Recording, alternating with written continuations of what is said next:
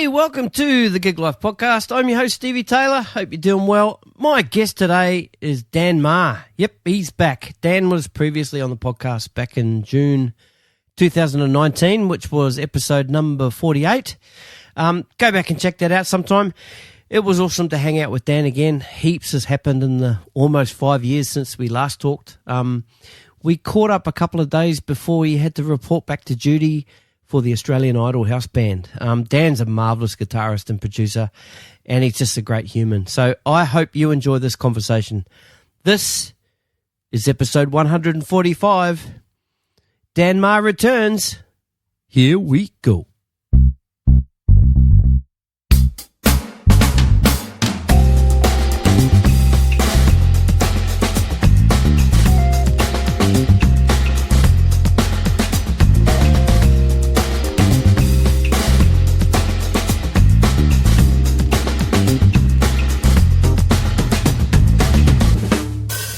So I think we're rolling. Dan Maher. Stevie. What's good?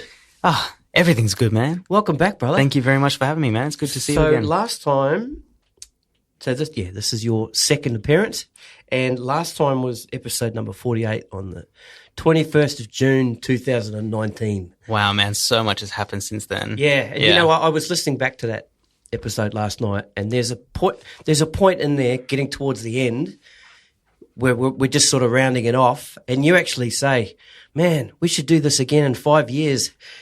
No, really? Literally, yeah. Oh, no way. And I'm like, oh, fuck. It's fucking 5 years. That was like a premonition. I'm the Nostradamus of this podcast.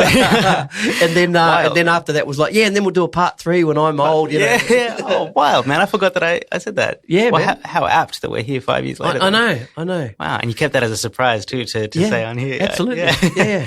And so, you know, obviously people that want to hear Dan's what's the word? The retrospective and, you know, how it all sort of began for you. Go back and listen to that one because we're not going to do that one today. Yeah. We've done it. No one wants to hear that anymore. No, they do. No, they do. Trust me, you do.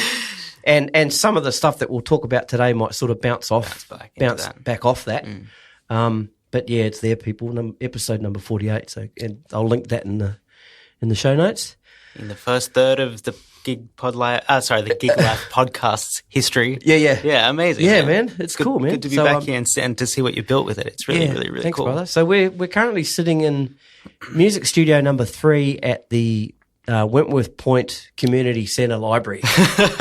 There's a sentence you never thought you'd say in That's your life, probably. That's right. And this is cool, man. So I did an interview with Marina De Silva. Okay. Years and years ago. It was about 2019 as well, I think, at the Bondi Junction Library. Oh, there you go. In something similar to this. So this is the second time I've sort of done something like this. And how does it compare to like out in like a cafe or a public space where there's like background noise? Obviously there's less. Obviously there's no noise. Yeah. It's more private.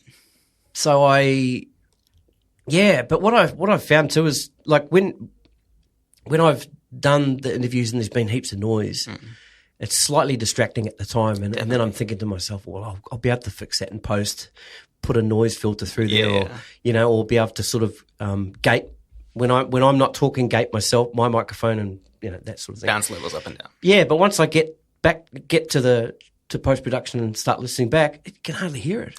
That speaks to the quality of these mics. The directional mics, man, yeah. Shout out to Rode. This podcast was brought to you by Rode and Zoom and these custom-made, the Gig Life podcast, power banks. No, not actually. This is a sticker, right? That's my first set of merch I've ever. I love it, man. And you're the first recipient of a Gig Life podcast. It's gone right on my case as soon as I get home, bro. So I want that front and centre on Idol. Done. No, I'm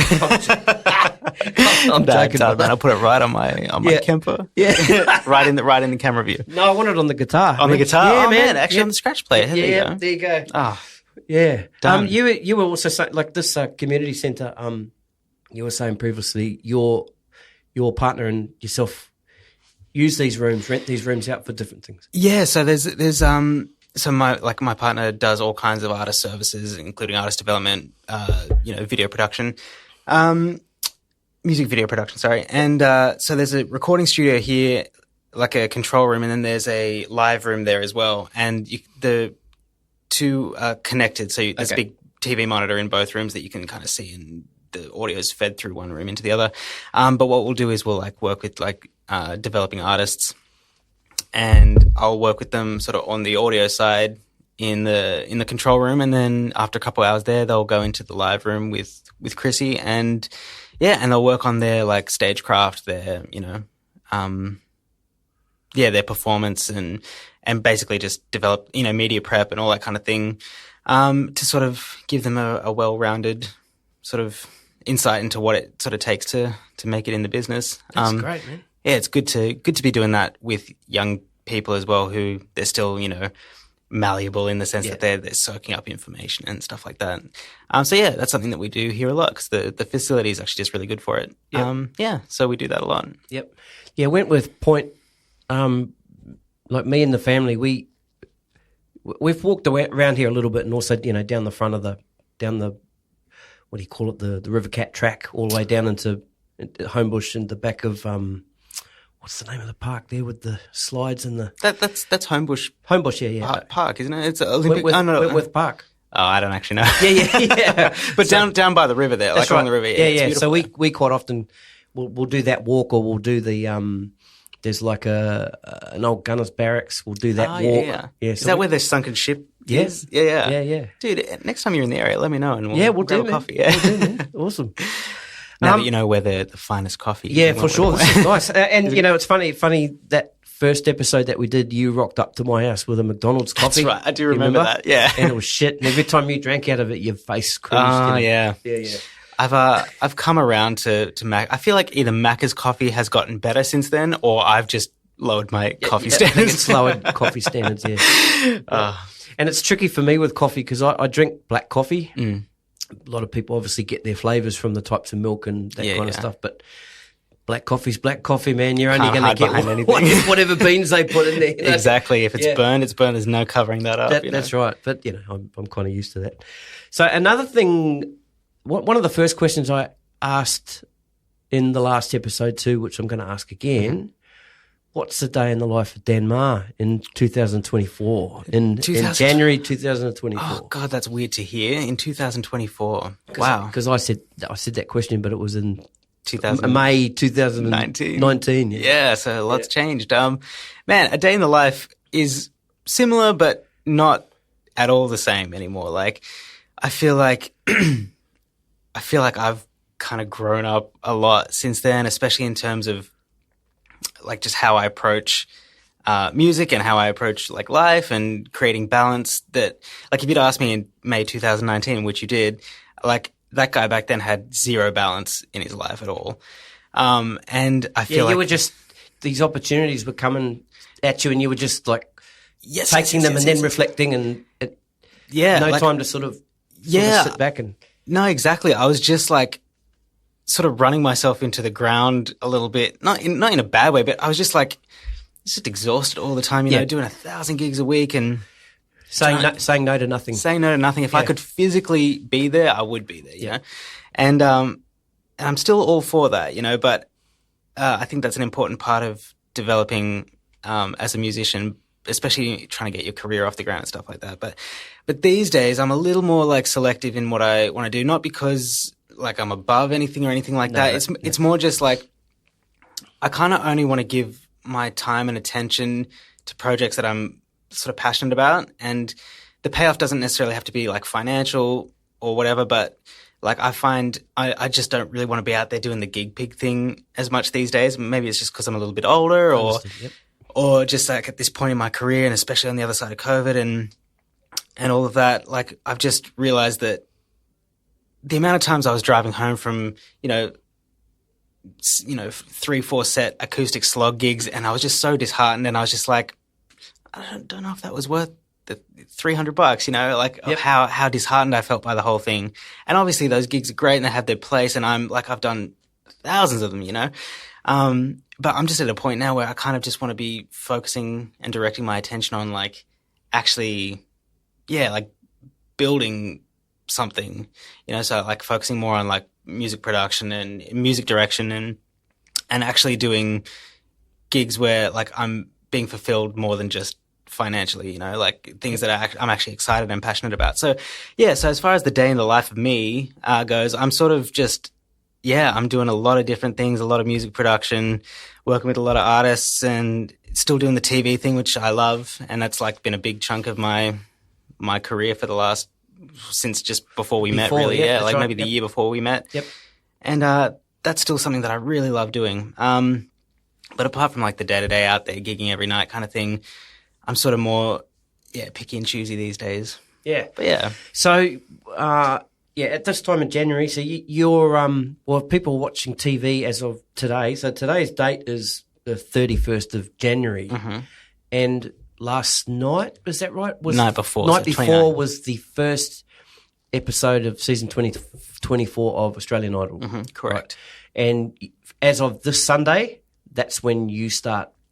So we start. Maybe not. You probably started before. But I mean, this is when it starts getting. Yeah, well, I mean, we moved to set on Sunday, but I don't think it actually airs. Like our first band episode doesn't air until the 18th of Feb, I don't think. But we start moving in and rehearsing and and doing our on set preparations and stuff like that. So yep. It's sort of getting crunch time now. I'm in the process of learning a million songs for that and programming all my sounds and going through that whole rigmarole. So the programming of sounds then. So are you so to find the sounds that you're going to program, do you need to have a fair idea of the songs that you're going to be playing? Yeah, I mean, most of the songs are going to be kind of sound alike things. It's more like if, say we get, a list of 30 songs, 20 of them probably have guitar parts on them already. 10 of them might not. They might just be production heavy things or keys based things without guitar.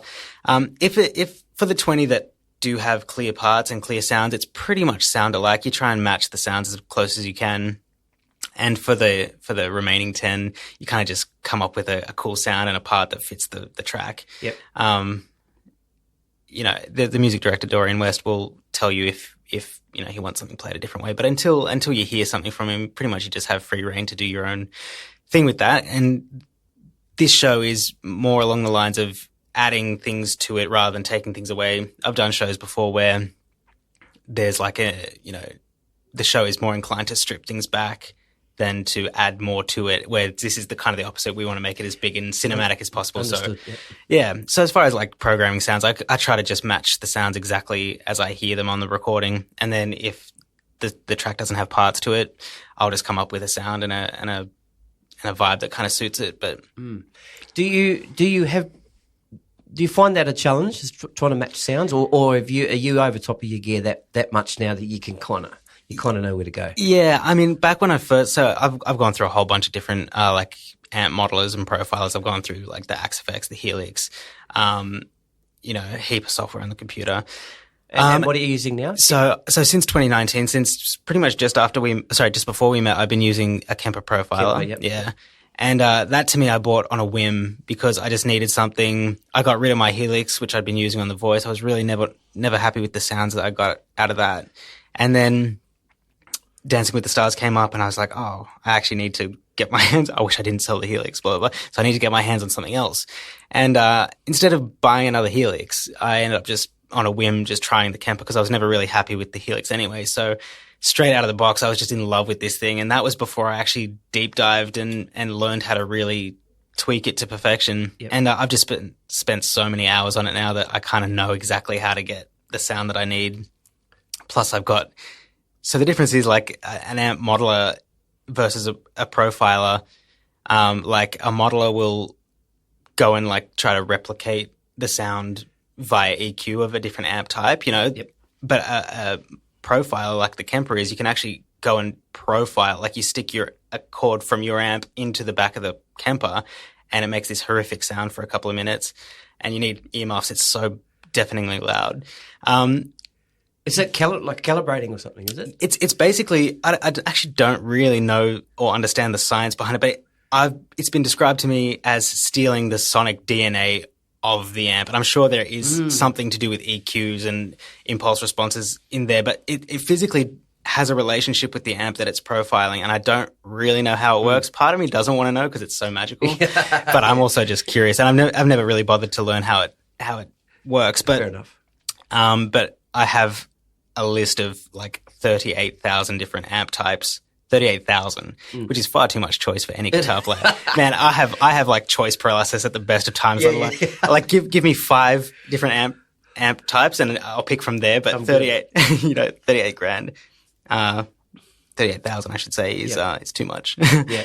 But the point is, like, to try and find a sound that is as identical on the recording as I can get. I'll listen to the song, kind of get a vague idea of what type of amp they might be using. Like if it sounds like a Marshall or like a Plexi or a Vox or something like that, or a Fender. Then I'll go through and in my software on the computer that talks to the Kemper, I'll go through and search like a Fender Twin, for example, and 1,700 options of a Fender Twin will come up. And so I'll go through and find like one that's been modeled and profiled nicely, and I'll find one that I can work with, but that's kind of like a bare bones sound. Yep. And so I just need something that I can work with straight off the bat, and then I'll build a sound from there off that, program it, automate stuff. And that's one thing I really love about the Kemper is you can like do real life automation. You can set 2 different sets of parameters for all your sounds, and you can blend and set like a trigger for them. So like if I know that I want like a high pass sweep, like a filter sweep up on a chord, I can do that, or I can have it sweep back down if the verse of a song has the same groove, the same rhythm, but all the high end is all of a sudden rolled off. You can just, with a click of a button, just have this thing sweep down in time. And a button. Yeah. And if you're playing to click tracks, which we are, I can just tap tempo that. And so it, if I step on it in time, it'll just sweep down at the exact time that I program it to. Wow. It's really cool to be able to do that stuff live, because that's normally stuff that you have to do in post-production on, in sessions and in mixing and stuff like that. Yep. It's really cool to be able to do that in real life. So I've done the deep dive with Kemper, man, in terms of matching sounds and having to do all that. I've just spent hundreds of, maybe even thousands at this point of hours, on the Kemper. And so definitely know my way around it now. That's cool, man. And what about guitars? Are you changing up guitars much? Yeah. So, okay. So, I mean, in general, I have like 35 guitars myself, but day to day, I only really use a few of them. But I always use shows like this as an example, as a opportunity to use pretty much everything that I have. Okay. So if I need like one guitar for one song the whole season, I'll do it. I won't try and make it work on for example, if I need an SG on one song, but I could get away with doing it on a Strat, I'll bring the SG just for that one song, because what's the point? Looks fucking cool too. Yeah, exactly. I know. Part of that is probably psychological, man. I feel like if you feel like you're doing it authentically, like if we're doing an AC/DC track or something rock and roll, I feel like you're going to play it more authentically if you've got the right instrument in your hands. Exactly what you mean. Yeah. Yep. So, it's like when playing drums, like, us drummers with our snare drum collections. Yeah, exactly. You're not going to have a little 5-inch brass snare drum trying to play fucking Bonham. No, exactly. You need the Black Beauty for that. Exactly. Yeah. I've got a Black Beauty. Yeah, of course you do. That's what I use. Yeah. See, man, I know my snare drum. And you feel, because you actually said in that the last episode that we did, you're a guitarist in a drummer's body. Do you remember saying that? Probably. I still feel that way, but I think I do remember saying that. That's what you said. Yeah. Because I've always been obsessed with drummers. Yeah. You had your cymbal and your floor tom. Man, I've told you some embarrassing stuff. No, hey, people, it's all there. Go and listen for yourself. Yeah, Episode 48, guys. 48, go do it. Yeah. What was I going to say? So who's the band on this year's Australian model? It's pretty much the same as last year, which no one probably knows because we didn't do this last year. I spoke to Adam. Actually, Adam told me after I interviewed him, because it wasn't. I don't think it was knowledge yet. Oh right, he told me after that who the band was. Right. Yeah. So last year it's pretty much the same. There's just the keys that have switched out this year. So last year was. So it was me on guitar, Dorian West on guitar, keys, trumpet, MD, all-round genius. Jason Hira on drums from Melbourne, absolute weapon. Obviously Adam Ventura on bass. Last year was Daryl Beaton on keys, but this year it's Bo Golden. both absolute weapons as well. And then that's the rhythm section. Then on BVs we have Carmen Smith, Haley Teal, and Carlos Velasquez. Yep. Carlos C Major. Yep. That's actually it. It's actually like it's a good sized band. We make a big sound, and obviously we're playing with production stems as well, so it sounds big and cinematic and stuff like that. But for the most part, we're not doubling up on any parts. That's all just like effects and stuff like that. So for the band itself, like we make a pretty big sound, I think, which is it's a real honor to play with these guys because they're just all such masters of what they do. Yep. I know that you're also a big fan of the original Australian Idol band. Yeah, yeah.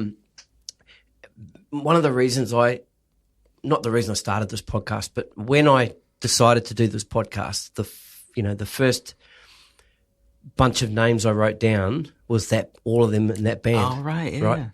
The John Foreman All-Star Band. That's right. Yeah. So, and out of them, so I've interviewed Gordo, Sick. Mark Costa, Tony Azzopardi. I haven't interviewed Chris Camzelis one-on-one, but he was part of a guitar. Oh, yeah, I did see that. Yeah, with It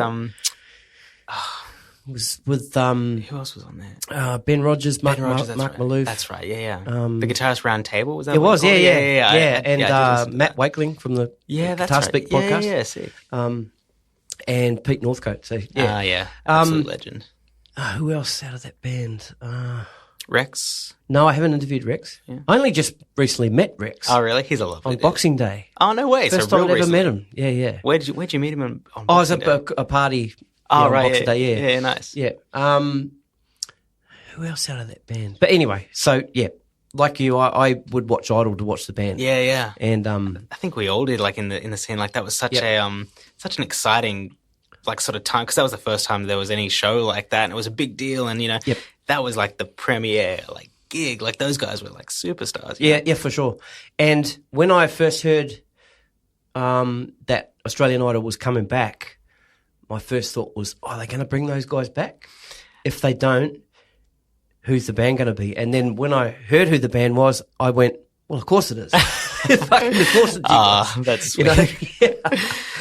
Oh, man. But I mean, the A-team, man. So, yeah, no, well done. Congratulations. Thank you very much, man. Well, it's such an honor for me because, yeah, like we were just saying, like I was a young kid growing up watching those guys, and that was, I never wanted to be like Slash or, Jimmy Page or any of those rock stars doing the thing. I wanted to be like the session guy doing the TV thing. And it's actually funny because Simon Hosford, if you're familiar, Melbourne guy, he ended up doing a few seasons of Idol back in the day as well on guitar. When it was he and John Bettison, they took over for Rex and Chris for the last few seasons. But I remember sending, I actually just looked it up the other day in my Facebook messages, and I sent a message when I was like still in high school to Simon, just saying, hey, Simon, great to connect with you, blah, blah, blah. Just wanted to say that what you're doing is exactly what I want to do. Like, I really want to work on TV and I really want to, this Idol's like a dream gig for me. And so to see that from high school and then to like have it come around my way this time, I'm very grateful and I'm very fortunate because there's a lot of, great players out there. And I'm really thankful that it's come my way because it feels full circle for me for sure. So how long will that keep you busy? How long are you basically employed for now? Pretty much till the end of March. So pretty much 2 straight months. And no real days off. There's like 1 day off a week and it is spent learning songs for the next day, basically. Gotcha. Yep. Because the way the show works, it's like we film the performances on Saturday and then it's filmed as live. Like there's the audience, there's ad breaks, there's everything. Nothing's edited. It's more just in case it's more just to give people more time to get the sets changed and stuff like that. But everything is like as live, nothing changes. And then it airs exactly as that on the Sunday night. And the Sunday's our day off. And when we spend Sunday learning all the songs for the next episode, which we rehearse on Tuesdays because on the Monday is the results show for the previous episode. Right. So I've worded that very badly. Are you playing on the... Do you play it all in the results show? Yeah, that's all live to air. So that's all live to air. Yeah, that's what I was going to ask. Yeah, okay. So even though like it theoretically shouldn't make much difference because nothing gets edited from the Saturday show, like there is some comfort in it somehow. Like you've still got 2,500 people in the audience. The cameras are still red. Like it's as if it's live. For all we all know, it could be live to air that night. But something about the results show on the Monday where it's out there in real time. It's just like that's a different feeling for someone. Yeah. Because obviously you don't want people walking out of there knowing the results.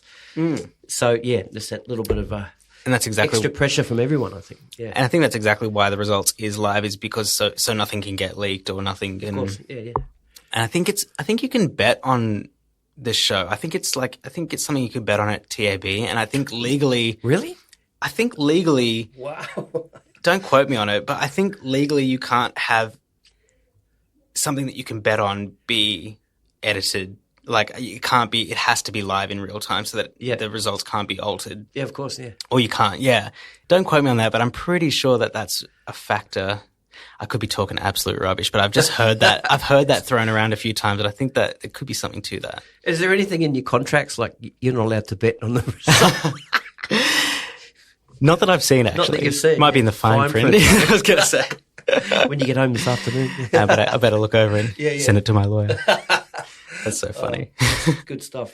So, as we were coming in here, you've got red eyes. You've been staring at a screen all night. I promise you I'm not high. No. And we were talking about glasses and all that sort of stuff. Yeah. But you're, like you said, you're in the process of preparing sounds and that kind of stuff. But you also spoke about some other projects that you're trying to finish off before you put your head into Idol. So, tell us about some of that and how much of that stuff are you doing? Obviously, you won't be doing it from the end of March, but how much of your time outside of Idol is spent on that? It's becoming more and more like as time goes on, and that kind of goes back to me sort of doing less of the gig thing and focusing more on studio stuff and this and that. But right now, like it's more just I've got a bunch of tracks that we're sending out to like kind of people to top line and or releasing putting things out for sync. And I've got like a couple of producers in LA that like I'm working on, and a couple in Orlando as well that I'm kind of writing like a loop pack for each of them. That's cool. So I'm like spending heaps of time getting all these loops together, and this is stuff that I've been like trying to get done by before the end of last year, and then I keep getting busy with other stuff and it keeps getting put on the back burner. I'm like, if I don't do it now, I'm gonna be out of action until April really. And I'm trying to finish up all these like kind of outstanding things that I've got just looming in the back burner there that I kind of just don't want to have people hitting me up going, hey man, where's that thing that we were talking about? Yep. When I'm right in the middle of learning all these tracks or, about to perform the show or whatever.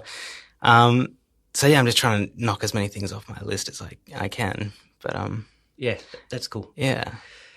The production you do for The Masked Singer.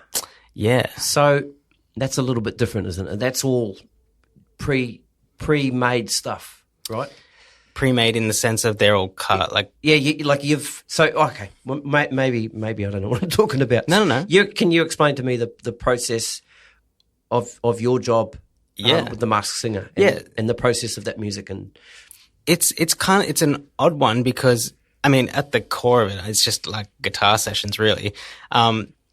It's all done remotely though, and so we have people from like all over the world doing this. Like Jason Hero was another one. He was tracking all of his drums from Mauritius, and we had Colin Snape, and he was in New York. He's a Melbourne guy, but he's was in New York like programming sounds, and then there's me here, and then Rex, the bass player, he's in Queensland, and like so we all work. So basically, a day in the life on that gig is I wake up every day, check this Google document that we all work off. It's just a big spreadsheet basically.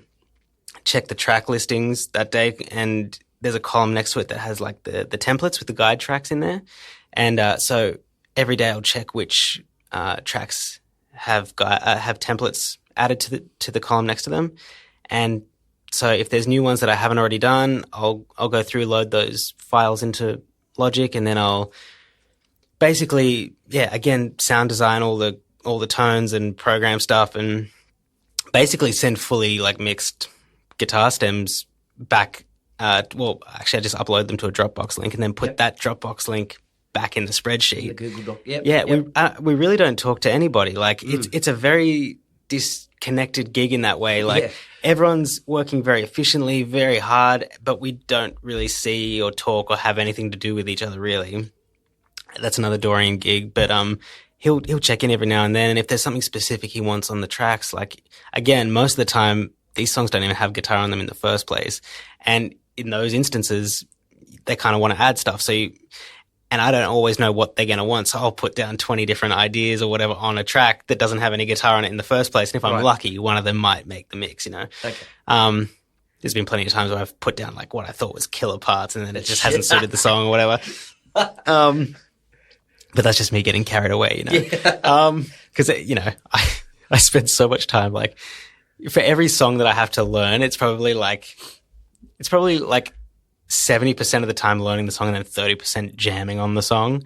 But on the tracks where there's no guitar, I spend like 70% of the song jamming on it and then 30% actually putting down parts, just to kind of see what suits it and what's going to work with it. And like I said, sometimes it makes the cut and sometimes it doesn't. But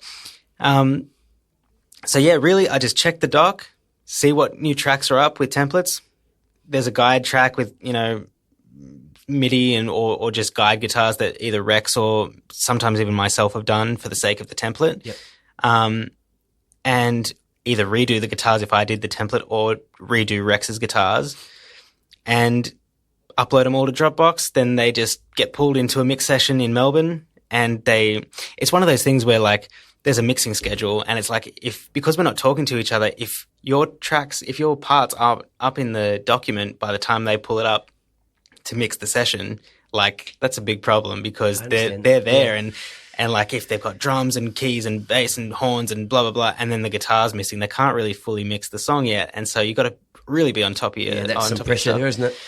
Yeah, and I mean sometimes the schedule switches around. Like I've spent all day like tracking a song that, you know, was meant to be for the next morning, and then something's changed in the competition or whatever, and that track's not in anymore, and then I've got to redo another thing, and now it's all like now it's 9 o'clock at night or whatever, and it's a different song that's due in the morning now, and you know, so it's just you got to be constantly checking this document, and it just it pretty much changes constantly, and you just got to keep on top of it because otherwise you'll miss something and it'll all turn to crap pretty quickly. So you use Logic. I do use Logic. Yeah, I use Logic.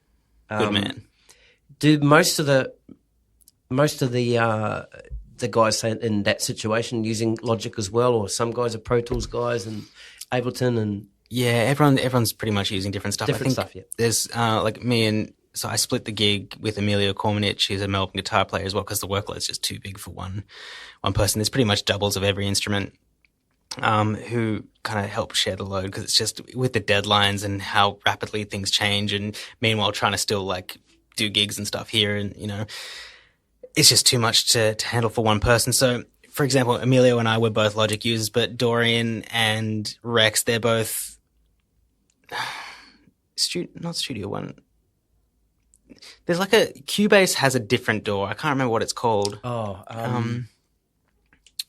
It's evading me. Cubase, it's like owned by Cubase, but damn it, I can't remember what. Anyway, they use that DAW, whatever that is. I'm pretty sure Colin uses Pro Tools. Pretty sure Jason here is a Pro Tools guy as well. Presonus. Is it Presonus? They're Studio One? That's Studio One, but Cubase has else. A different DAW that they own as well. That's not Cubase. Okay. Damn it, I can't remember. Anyway, it doesn't Anyway, so we're wasting too much time on this. That's all right. But yeah, so point of the story is everyone uses a different software. The templates are, you know, transferable across all of them. So they're sort of, it doesn't really matter which DAW you use as long as it works for you. Yeah. It comes with all the tempo information and the you know, the structure of the song and everything. It's all laid out very clearly, and it's pretty hard to mess it up, you know. They've given you plenty to work with. Yep. In that latest update of Logic, there's that the mastering assistant in the mix bus now. Yeah, and I really regret buying Ozone. You know, the isotope mastering software. Oh no! I use the noise reduction for isotope, right? Oh right, yeah. So, but is that the RX series? Yeah, and it's great, man. Yeah, it's awesome. a super plug in that. Like, it's, you know, with that plus I use a SSL Channel strip. Bus compressor. Oh yeah, cool. Yeah, yeah. That's the only compressor I use. This is all for this podcast. Is it the? Oh right, cool. Is it the G? The G G bus. Yeah, the G bus. Yeah. But yeah, so for the first time in the last episode that I released, I used that mastering assistant. Oh yeah, how was that? Fucking awesome. Yeah. Thank God you swore. I was like trying to hold back on swearing. You can swear as much as you like. Yeah, no, I haven't all of a sudden become nice. No, I was just like holding back because I was like, don't hold back. Okay, yeah, cool. Yeah. 'Cause, I mean, I'm a potty mouth. Fuck. But fuck, man. Yeah. But now that you've said it, you've given me free reign. You won't be able to stop me now. But yeah, no, it's great. I have used it. And it's about time that there was something like that. Like I was saying, I have Ozone, which is isotope software, right? Which is all mastering stuff. Yeah. And in my opinion, in my opinion, the Logic one doesn't quite hit the mark but it's so much better than nothing, or so much better than just, having to go through and make a master chain yourself. So yeah, I'm really stoked that they did that. And it's good for anybody who owns Logic, because if you're just making demos even, and you don't want to spend all this money on software, you've got something in-house now that can make your track a bit louder, a bit more polished, even if it's just a demo, Yep. But yeah, no, it's pretty cool. Because I'd never used mastering. It's always that mix bus. Yeah. And then just the limiter on the mix bus. And then all the other tracks I'd sort of mix and try and hit a mark, but I just thought, okay, well, I've done that, so I'm going to hit that assistant and see what happens. Oh, I was blown away. Did it analyze the track for you, or did you just use it? Did you use your preset? Oh, it's got because I run Logic in Rosetta, because right. I haven't tried to switch it back, because it was one of the iOS updates wouldn't let me run. Maybe it was some of the isotope stuff, or this would have been a while back though. Yeah. And so to be able to run those, I think there was some Wave stuff as well, I had to switch it to Rosetta. I refused to do that. Hey, but am I able to switch it back now? It's been like that for a couple of years now. Like that. In 2020 maybe, or early 2021. Yeah, I can't remember what the iOS. Was it Yosemite or something like that? One of those things. Yep, something like stuffed that. Everything. There was a real slow. What's the word I'm looking for? A lot of plugin companies had a really slow time catching up. Yeah, catching up to it. Right. And I think it's just that Apple moves just so quick now. That's right. And they just can't they've got to rewrite all the software every single time and make it compatible. And I just think it was up until even just 6 months ago, some of my plugins still didn't work. Okay. That I was using, sorry. But now everything is up to date. Oh, good. Until, the next software update. So what I was going to say there is, because I'm running it in Rosetta, the only option I've got in that mastering assistant is clean. Oh, right. That's all I can operate. And then if I try and switch between the other presets, it doesn't let me. Oh, man. But I mean, I think the other presets was, I think one of them's Crunch, another one was Tube or something like that. But I don't want an audio vocal podcast. Yeah. Sound like it's running through a tube amp. No, you know what I mean? Of course. You want it to sound natural. Natural and clean. And yeah.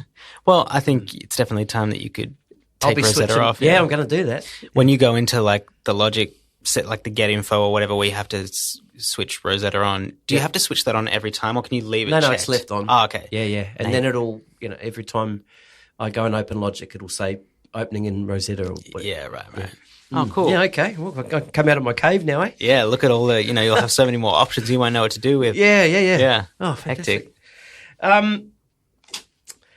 There was one performance that I saw, and it was the Rita Ora performance that you did for the Ellen show.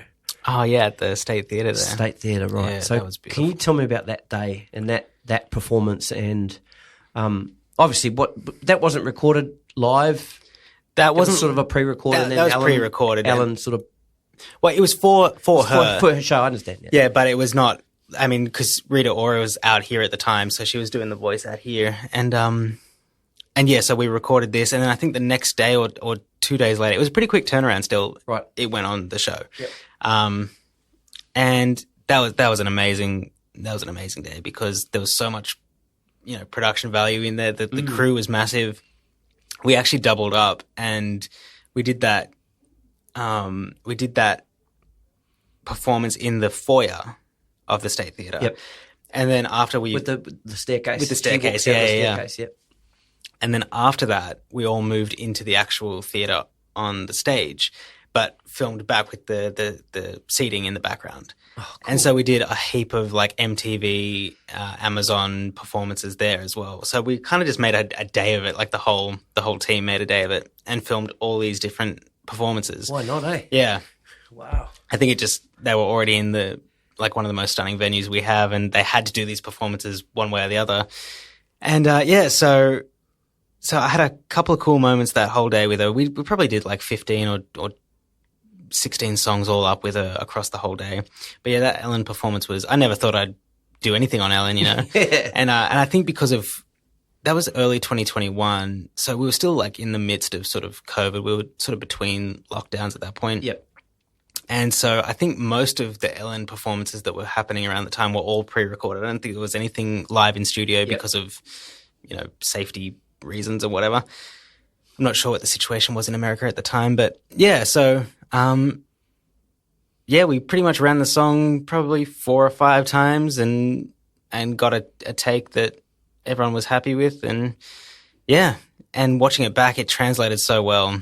Oh, it's amazing. Like it was just stunning, like down to the finest details. It was really, really cool to be a part of that.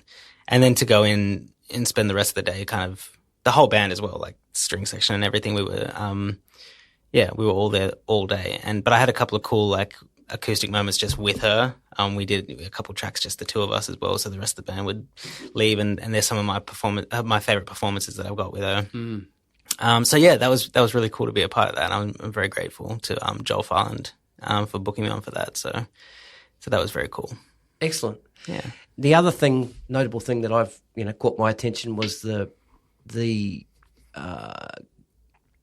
guitar stuff that you've done with Amy Shark and Sam Fisher. Oh yeah, that's great stuff, man. So thanks. Tell me about that gig. So that sort of all happened during Idol last year. Okay. So I got a call from Lisa Wilkinson, not the journalist. Yep. She's a publicist at Sony, absolute legend. And she hit me up saying, "Hey, I've got Sam Fisher out from LA. He's an Aussie dude, but I've got him out here doing promo for the month. What's his schedule like?" And I said, "Oh, terrible timing. Like I'm on this show like for 2, and I'm a huge Sam Fisher fan. Like long before this gig ever came up." Like I listened to him relentlessly throughout lockdown, and incredible like songwriter, great artist, huge fan. So I was so stoked that she hit me up about this, but I was like, "Oh, Lisa, it's terrible timing. I'm just like, I'm off the grid pretty much with this show." And she's like, "No, that's cool. We're pretty flexible because it's all promo. We can book it around your schedule." Mm. So they pretty much took my Idol schedule and they filled in every spare second that I had away from the show with these Sam Fisher gigs, which was very busy because there was not a lot of downtime. But I'm really grateful that they were able to shift it around me, because that's very rare. Like most times it's a take it or leave it kind of gig. Can you make the date? Yes or no? Find someone else. Yeah, but for some reason there was something flexible about this, and they were able to to shift around at the Idol schedule, which I'm really grateful for. And the Amy Shark factor was that they'd happened to they were about to release a song together, and Amy's a judge on the show, and so we did some performances of that song that they released together on Idol. And like I was booked on for that independent to Idol, despite the fact that I was in the band. So like the rest of the band would go off on the break. Everyone would think that I was going to be there as well. And then I'm like, "Oh, I actually could stay back and do I've got another gig here." Yeah. It came through Sony. It wasn't even through Idol, It's just so funny. But I'm a huge Amy Shark fan as well. She's such a legend, and she's great on the show too. And they work really well together. And so to have the opportunity in amongst everything else that was going on to like play with the both of them and these songs that are just such beautifully written songs, really musical. Both of them are such artists. And so I'm really grateful that I was able to do that with them and have it be a positive experience. And they're both super humble, super down to earth, and just the real deal when it comes to artistry, So how do you come up with your guitar parts with Amy? Do you sit together and she goes, "Well, I'm going to play this"? Does she play that every time, or does she tend to move around a little bit. So, like, I mean, that song called High on You, it's such a beautiful song. It's all very guitar, finger picky. Yeah. Have you heard the song? Yeah, I was watching the video. Oh, the video, yeah, of course. You just said that. It's quite, like, finger picky, and, you know, Amy sort of accompanies herself on the guitar, but it's not, he's the first to say that she's not all that, like, technical with it. And so there's a lot of intricate parts to it. And she was I was always going into it with the idea of, like you just said, like, how do you want to approach this? Like, what are you going to play? What can I play? But the way that she sort of responded to that was more just like, you just do what you want to do and I'll, like, fiddle around you. Let me fiddle. Okay, gotcha. Yeah, so you hold it down and I'll just, like, put sprinkles on there, you know, because she had to sing as well. And so she was very easy to work with in that sense, just kind of let me just do my thing. And we had a few really nice moments together where what she was doing really complemented what I was doing and vice versa. And yeah, she was just, both of them were really, really easy to work with, really, like, not divas at all, you know, just really down to earth and very easy to collaborate with. And yeah, it was a really, really good experience. That's cool, man. Yeah. That's really cool. I didn't see much of Idol last year, but is there opportunities to do that during that show that Harry Connick Jr. and Amy and Megan Trainor and obviously Kyle's not going to get up fucking sing anything? Well, actually, he did. He did? Yeah. Oh, okay, right. We had this, that's so funny that you just said that, because we had this moment, like, so Dorian came to us one morning, like, we were rocking up at 8 o'clock or whatever, and he's like, guys, can you just learn 500 Miles by the Proclaimers? And we're like, yes, but why? And he goes, because they're going to try and get Kyle to do a little thing. Awesome. And I can actually probably send you the video of this afterwards if you wanted to check it out. Great. Because he actually smashed it. Yeah. So he was giving someone some criticism or some constructive criticism, and I think the producers via, like, Ricky Lee or Scott Tweed, I can't remember how it came about, but I think it came through the hosts. Can't remember exactly, but it was like, oh, well, why don't you show him how it's done, Kyle? And then we'd start playing the intro of 500 Miles, and he'd hear it and he'd go, oh, what? Because we knew that was a song that he'd performed before, like at a party or something like that. We knew that he knew it. Cool. And man, he did not shy away from it. He, like, fully got up, like, started performing around the room. This is on camera. Like, this is unrehearsed. He had no idea we were going to do this. And we were just kind of testing the waters, seeing if he was going to bite, you know. And he did. And he absolutely smashed it. It was so funny. But as far as, what was the actual question you were asking? Yeah, I was going to ask, because, you know, on The Voice, there was one performance in particular that is one of my favourite all-time voice performances, and it was Kelly Rowland and Boy George. Oh yeah, did a song together, and the band went in the pit. They sort of came up onto the stage, get set up behind and that kind of thing. So, you know, I quite enjoy those when the judges get up and do their performances. So I think my question was, is there much of that on Idol as well? Yeah, I mean, I think at one point all of them performed something. Like Kyle wasn't like a full performer. It was sort of from the platform where the judges sit. But like Amy did the song with Sam Fisher with me, and Jason Hero played drums as well for that. Yep. So she sort of performed there. We did a song with Harry Connick Jr., Come By Me, which is his big famous song. I mean, he's got a lot of them, but that was one of the biggest hits he ever had. So he did a mad, like, New Orleans style. He got on the piano and, like, man, he's amazing, isn't he? He is the ultimate artist. I think he's just, and nicest guy in show business for sure. He is so humble and so generous, and I couldn't talk more highly of him, to be honest. And then Megan Trainor performed, she had a song called Mother come out in the middle of it. And because she was like 8 months pregnant, like she was real near the end. She was about to pop. Yeah, good timing. Great timing. Yeah, in that sense, but she was. I think she was kind of a bit like. I think she was a bit uncomfortable, maybe because she was very pregnant. Okay. But she performed her song and absolutely smashed it. And so and we were meant to do a bunch of acoustic stuff, Megan and I as well, throughout that period as well. But the timings of things didn't work out because her show schedule is different to my show schedule. Yeah, they only have to rock up on the show days, really, Gotcha. where we're there all week. And Yep. so unfortunately that didn't come to fruition. But so at some point all of the judges performed, but I think my personal favorite out of those 4 was Harry Connick Jr. Because we got to play with him. Yep. And B, he was just like, we had a full horn section, like it was a big band arrangement. It was just a vibe. He did a huge piano intro, like big soul, like New Orleans style solo. Like he's a real master of that style. And that style is kind of a dying style in the sense that there's no one teaching that style anymore. Like that was all passed on, and now that's just not happening anymore. So that's going to, dwindle out soon, I think.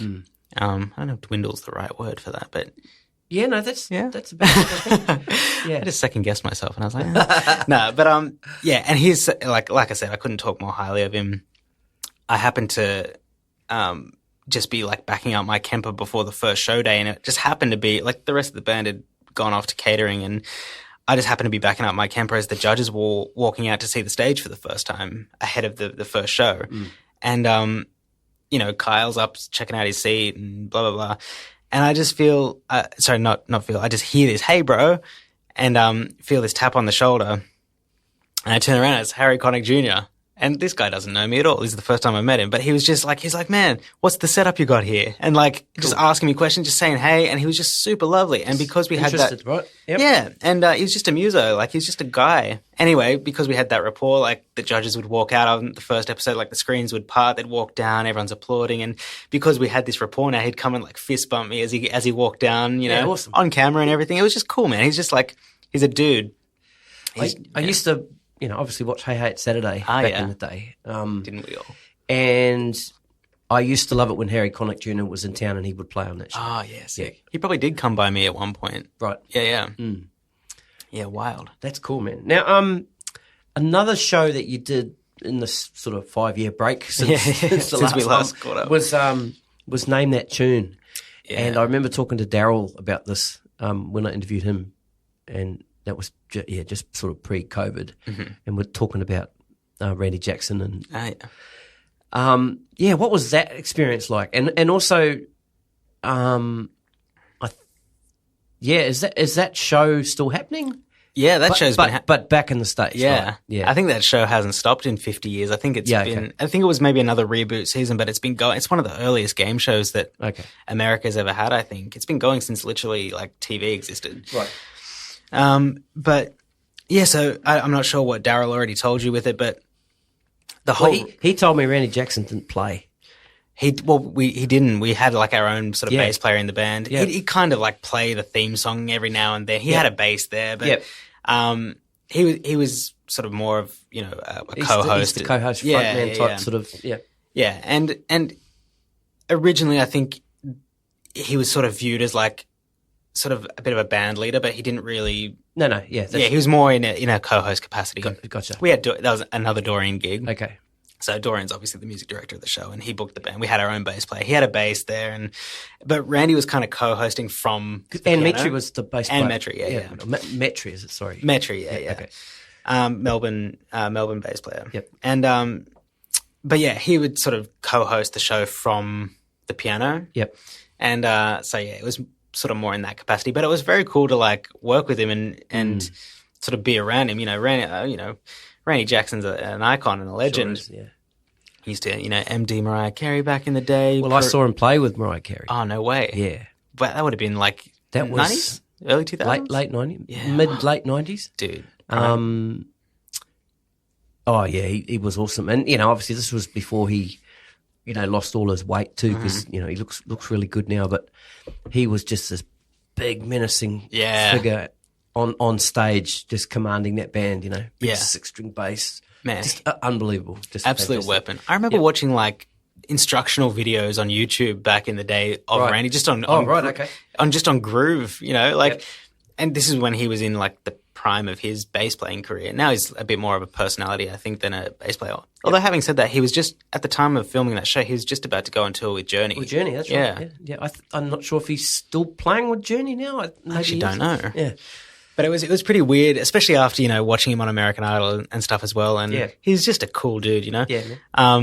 But it was pretty wild to just be sort of just working alongside him, you know. It's just such a bizarre turn, especially in the middle of COVID. This is like right in the middle of 2020, you know. This is such a weird turn of events. You just never know where life is gonna take you, you know. Yeah, that's interesting. We were talking a little bit earlier about ChatGPT and AI and stuff. My saving grace. Sorry, excuse me. I was about to say bless you, but it was a cough. No. Yeah, sorry. How sort of prevalent is that now in music, do you think? I mean, I know you told me that you use ChatGPT to help you write your intro for your website. Yeah, my bio and stuff like that, yeah. I've used it to summarize. Someone sends me a bio before I interview them, and it's really long. Yeah. Condense it down a little bit, and then I can just take some points. Because as you can see on my notes here, I just write a few things. I don't write out questions. Yeah. Like that. I love that. Just little tags for me, because I do all my thinking before I get here, right? Yeah, to jog your memory. Yeah, exactly. Yeah. So yeah, I've actually tried to, because I used to. Or you asked me the other day, do you want me to send you any music? Oh yeah, that's right. And I told you that I don't put music in the podcast anymore because I got not a lot, but I got some content restrictions and copyrights, and because the episodes get automatically uploaded to YouTube. Oh, just as an audio. Yeah, and then YouTube blocks it. And they would get blocked. I got a couple of notices from Apple Podcasts about some stuff. Yeah. So I don't put music in there anymore. I just link it in show notes and stuff like that. And I used to spend a lot of time trying to write out and doing like a talking intro. Yeah. Oh, yeah, I do remember that. And but I don't do that anymore. Yeah, so I just do a little intro at the start, just introducing a little bit of a rundown, and then we're into it. Yeah, and that keeps the flow. You just listen. Yeah, exactly. But like I said, for the bios, I'll use ChatGPT, and then before I sort of decided that I wasn't going to do these big long intros, I would try and get ChatGPT to write me out the intros. The intros, yeah. And then I read them back and go, man, what a fucking wank. I'm not saying that. That's not me. Bro, I can't even say that word, I know, man. That's exactly how I feel reading back my own ChatGPT. Yeah. In terms of like your question of how like relevant it is in music or whatever, I only really use it in the one, capacity, which is for bios pretty much. Okay.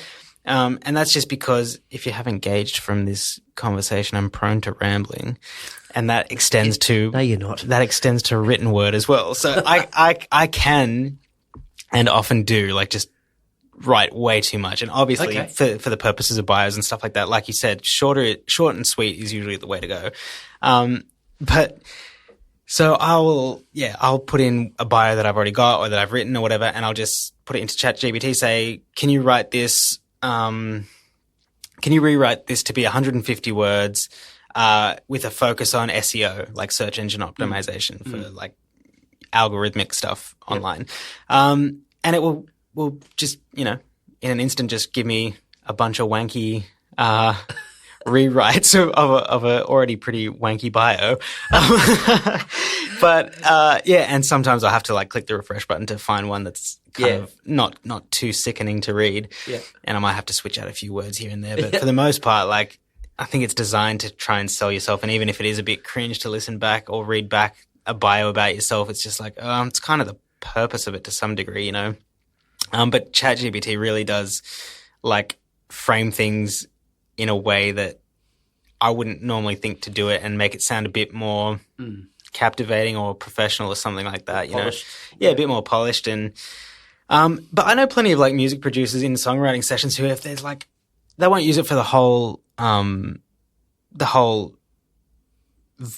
lyrics, but if they're stuck on a line or they can't rhyme a word with another word, or if everyone's just blocking or something, they'll just chat GPT like, what's a word that rhymes with this, or what's a sentence that rhymes with this, and they'll use that to just maybe not even copy and paste that in, but they just jog their memory into things. And send them somewhere else. Yeah, okay. But it's scary, man. I did as a test. I went into ChatGPT and said, "Can you write me a song in the key of F about I got someone in the room at the time to like give me a random thing. Like if we're in here, like about a piano stool falling in love with an air conditioner in the key of F at 150 BPM, and it in like a split second, it writes me a song in the key of F with chord changes. Wow! A full song, full lyrics about a piano stool falling in love with an air conditioner, and it's fucking good. Like, it's a shit subject, but like the lyrics that they come up with, it's terrifying. Obviously, there's, you know, a song like that isn't going to go anywhere, but that's like not the point, though, is it? Yeah, it's kind of terrifying that it could come up with something original. And like, if you just refresh it again and it rewrites it, it's completely different again. And it's still like pretty impressive in terms of the kind of how poetic it can come across. I don't think it'll ever replace people, you know, in terms of the human element to songwriting and stuff like that, but it's bloody terrifying how... And I guess maybe in some circles it might. Well, yeah, I think... In advertising and yeah. You know? Probably already has, you know? Probably already has, yeah. And because you can do that with music as well. Like, you can... That just happened to be lyrics in ChatGPT, but there's an AI software that, you know, you can write... You can say, give me a song, give me a trap song in the key of, I don't know, B-flat minor, you know, that's 3 minutes long, and it will generate an entire beat for you.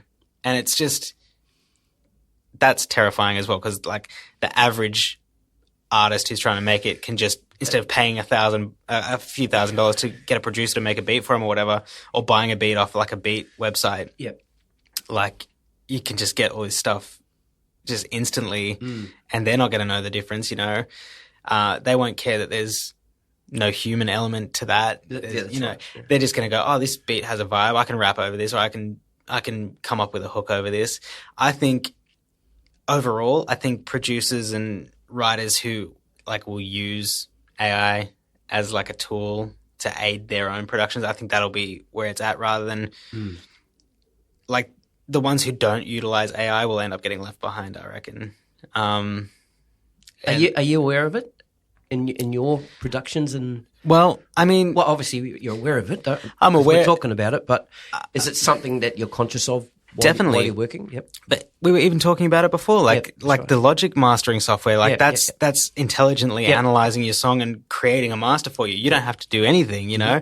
All you have to do is just play the song and it analyzes everything. And you can do that with, like, you know, all these intelligent EQs and it's just, I think it's already happened on a smaller scale like that, and we've just been using them as tools, and there's nothing wrong with that. But at the same time, like, if you're not planning on being a mastering engineer, like, you will never need to learn how to master a song or anything like that, because you can just slap the Logic mastering stuff on it, you know?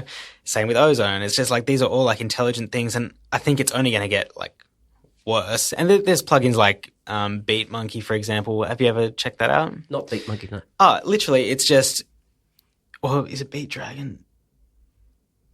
Monkey sounds good. I think Beat Monkey's the thing. Monkey sounds better. Yeah. Beat Dragon. Let's just Beat Monkey. But it's just like literally you just click it and it just generates an entire new beat out of scratch, and it outputs all the MIDI. You can go and tweak it, swap out the samples if you want it, but it's got like, it's just endless different algorithms of different beats, and you can just click the button and it generates a new beat, generates a new beat, generates a new beat. I don't own this plugin or use it. I kind of feel like that kind of takes the fun out of it. Yep. But for someone who's not rhythmic or not musical in that way, which sadly a lot of producers aren't musicians really. Yep. Like I can understand the appeal there, but my point being that there's a lot of software that's already using AI to kind of replace human creativity. We probably just weren't aware of the word AI. Maybe wasn't quite as prevalent in media now and that kind of stuff. I remember, going back to the mastering thing, I was doing these. I was part of this sort of production. What's it called? Shit, I can't even remember what it was called now. This is 6-7 years ago. I was getting right into production, and I was part of this thing. The name will come to me later, but once a month you get sent a track from whoever supplied it, uploaded into Logic, all the files were there, and then you got to mix it yourself. Is it mixed with the masters? Is it that? No, it's not mixed masters. It was the guy that has Recording Revolution. I can't remember if he's still going, and this other guy. Oh man. Was it a competition? Like everyone would? Yeah. Oh, yeah. I mean, and it was voted on by your peers and that kind of stuff. Yeah. But it was just a big community where you'd get sent these tracks. They're just basic stems. Sometimes they weren't. All the gain structures were all off. All off. So basically, you're given the project, and then you got till such and such a date to do your mix, and then send it through. Right? Yeah. One of these guys started talking about Lander. Have you heard about Lander? Yeah. Yeah. So, if you want a sort of a quick sort of master, put the track into Lander, But I never ever liked the result of Lander. Everything I ever put in there, maybe it was just the way that I was mixing stuff, it never ever sounded any good. Lander started as a website, right? Or was it? It's a web-based mastering thing. Because now they have a plugin that's similar to like Ozone, where it's like it's a mastering plugin that analyzes your track for you. But apparently, I mean, I can't speak to the website version of it that you're using, but apparently the plugin's amazing. Okay. Apparently, like it's getting rave reviews for this intelligent mastering, and I get why people want to do that, because they want their demos to sound polished and crisp without having to know how to do that stuff. It won't replace like a real human master probably with attention to detail, but how did you find the Lander experience when you would? Well, see, I, during that really early time of trying to mix, I kind of didn't have a vision of what the result was going to be. And I had this little AB plugin that I had on my mix bus, and then I would, bring that master in against mine, and then just compare the two. I wasn't quite aware enough to be able to tell what it had done. I could definitely tell the boost in volume and dynamics, but it would just, I would sort of be focusing on trying to take some mud out of mid range, and it would put it back in the master. And I'm interesting. Like, oh, do that, And it was like, I don't know what it's doing, so I don't use it. I don't want to use it. Yeah, so it's scary when you can't see under the hood sometimes. No, that's right. You can tell that it's like, I think a lot of people confuse loudness with better. Like just because it's brought the volume up doesn't mean that it's necessarily like a better mix or a master. Yep. But our ears hear it as louder is better. That's right. Yeah. But it's interesting that, I mean, the frequency spectrum I find is confusing a lot of the time, because you said you took a lot of the mid range out and that the mastering thing would put it back in, and I think it just depends on what your ears are used to hearing. Like, I feel like with a lot of modern music, we're not used to hearing like a lot of the top end of stuff. Yep.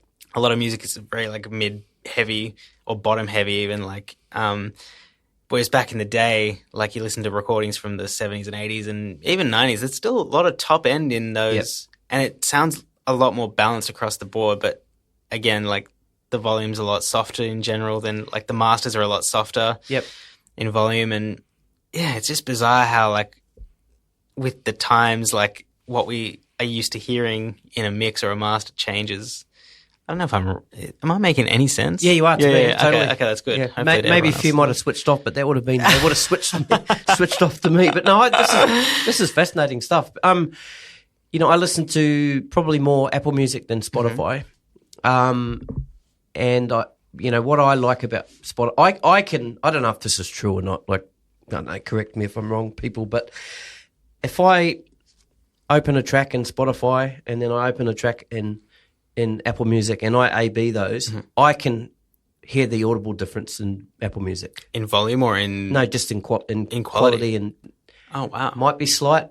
But you can tell. Maybe it's psychological. I don't fucking know, but... Probably not. I tend to always go for Apple Music. And now, they've got the mixing in Dolby Atmos now. And, I think what you were saying about, how top end sort of getting mixed out, I think it's coming back now with some of the new sort of stuff. And the remastered stuff that's getting remastered in Dolby Atmos is pretty amazing. Here's another Logic hack. Did you know that you can mix in Dolby Atmos in Logic like it's already built into Logic. Yeah, I know, but it's wild. Yeah, you gotta know how to do it, of course. Which is where I lose interest. That's right. Not lose interest, but like know my limits. Yeah, you got to have more than just two speakers sitting in front of you. You know. Yeah. I went to Big Sound in September last year. You know, the music conference. Yeah.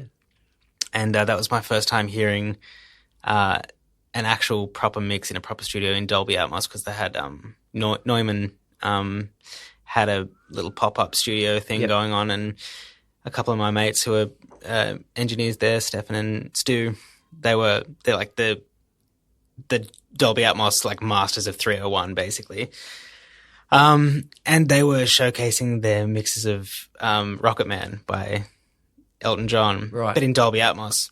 And it was the first time I'd actually heard a proper Dolby Atmos mix, and it was just fucking unbelievable. It felt like, I don't even know how to describe it. It just feels like it's just all around you, and it's just, I've listened to 8D mixes before, like 8-dimensional mixes before, where it's probably the same thing, but it just didn't feel the same at all. Yep. Like, you know, I listened to this Pentatonics track one time, and it was in 8D, and it just sounded like they were just constantly moving throughout my head, like from the back of my head to the front, to the side. And it was it was a little bit off-putting, actually. Like, I found it quite distracting to the song, but with however they're mixing now in Dolby Atmos, like, I just find that it's just so, I don't know, you just hear, like, every part of the sound has its own space, and it's not just a space, like, from left to right. Yeah, you know, it's just right. all around you, and it's pretty magical. I've got the AirPod Pro headphone things, and it's got that function on there where you can, what's it called? Let me look at my phone. I can't remember what it's called. Give me a sec. That's all right. It's called We need some elevator music, right?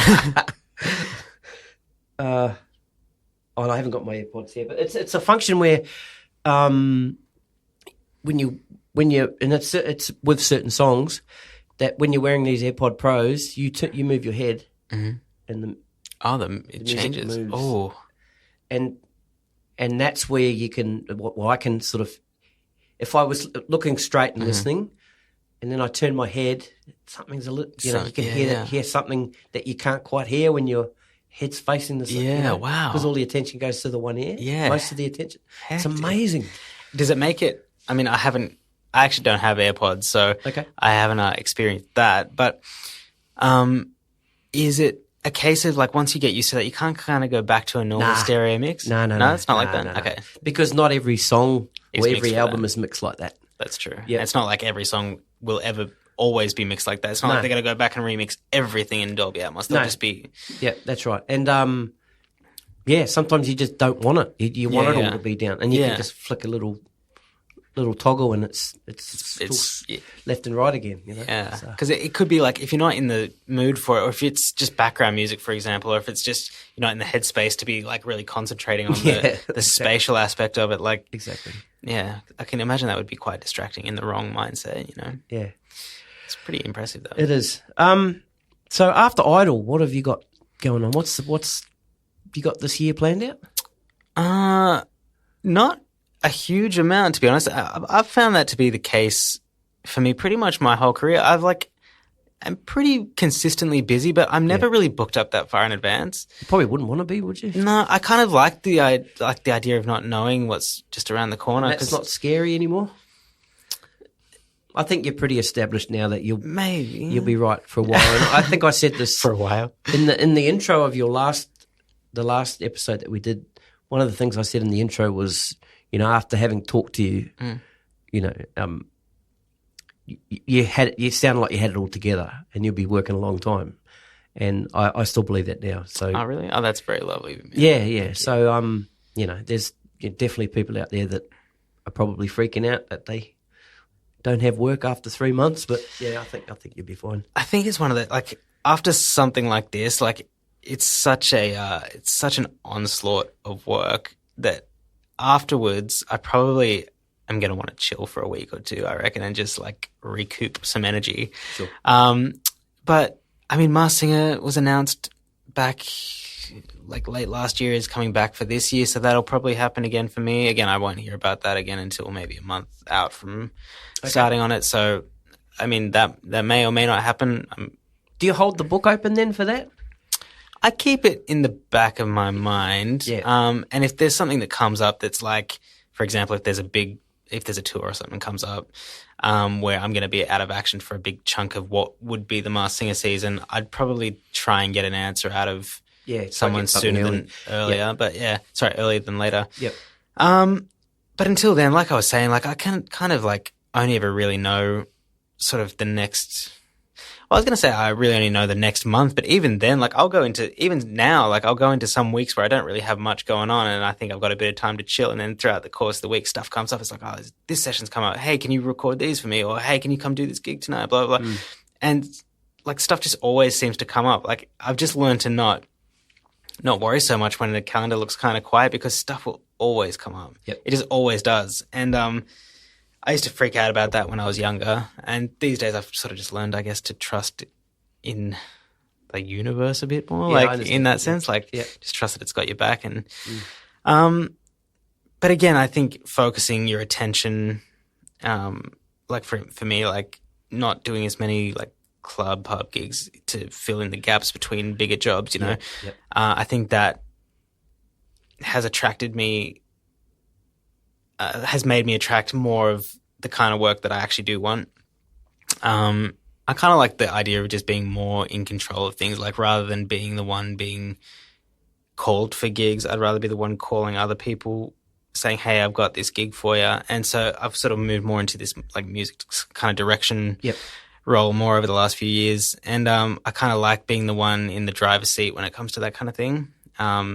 And like being able to choose the right people for the right jobs and stuff like that. And I love putting together like the live shows and you know, making arrangements and stuff like that.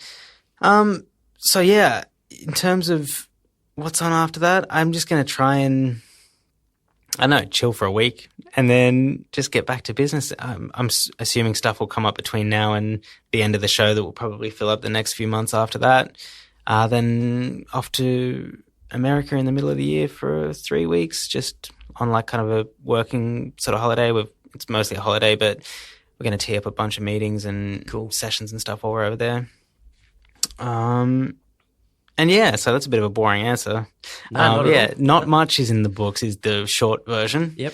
But again, stuff always comes up. Ask me again in 3 months and it'll probably be a different story. Yep. But yeah. So good stuff, brother. I'm looking forward to doing this in another 5 years, dude. We'll see where we're both at then as well. Yeah, no, I'm looking forward to it, bro. It's good hang, man. Can't believe. Yeah, sorry. I know. I was just gonna say I can't believe it's like 5 years to almost the month. I know. You know? I know. It's crazy, man. That's wild. I was just gonna say, yeah, look after yourself during Idle, and do you just on that? Are you conscious of what you eat, what you drink, vitamins, that kind of stuff to get you through it? Yeah, I smash the vitamins. Yeah, okay. Because I find like I want to be healthy, but there's just so much time on the set that you're just snacking all the time on stuff. Yeah, okay. And I'm a bit of a Sultana fiend. Like I'll eat like 1,000 boxes of Sultanas a day, just because the only alternative is tiny teddies and lollies and stuff like that. But yeah, so I'm going to be more conscious this time round of making sure I drink enough water. And like, cause I think last season my coffee to water ratio was way off. I was drinking way too much coffee for how little water. And dehydration's a bitch, man. It is, man. And so I'm just going to try and make healthier choices. But yeah, hopefully that answers that. It does. I think some of my answers have been a bit long-winded today. Not at all, man. All right, bro. Wish you all the best, and we'll catch up soon. You too, brother. Thanks for having me. Have a good one, bro. You too. Yo, it's Stevie here. I hope you enjoyed that episode. If you dig the Gig Life podcast, please subscribe, share, leave a review. Please follow us on Instagram and TikTok. You can send me a message if you have an idea for a guest or if you just want to say hello. This podcast is free, costs you nothing, but if you find the value in the Gig Life podcast, you can leave a tip or a donation. Links are in the show notes on your app. That's it for me for now. Catch you next time, guys. Cheers.